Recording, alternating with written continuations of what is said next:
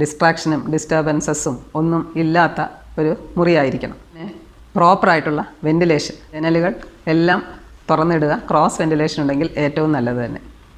പിന്നെ ശബ്ദം കഴിയുന്നതും ഒഴിവാക്കുക.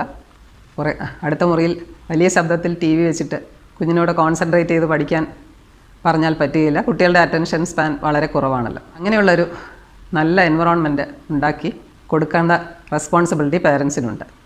രണ്ടാമത്തെ കാര്യം, അച്ഛനാണെങ്കിലും അമ്മയാണെങ്കിലും എപ്പോഴും ഹെൽത്തി ആയിട്ടുള്ള ഫുഡായിരിക്കണം എപ്പോഴും കൊടുക്കേണ്ടത്, പ്രത്യേകിച്ച് പരീക്ഷാ സമയങ്ങളിൽ. ഒരുപാട് സ്വീറ്റായിട്ടുള്ള കാര്യങ്ങളോ ഒരുപാട് ഡീപ്പ് ഫ്രൈ ആയിട്ടുള്ള കാര്യങ്ങളോ എല്ലാം ഒഴിവാക്കി സാധാരണയുള്ള വീട്ടിലുണ്ടാക്കുന്ന food, fruits, vegetables, healthy diet തന്നെ പ്രാക്ടീസ് ചെയ്യേണ്ടതാണ്.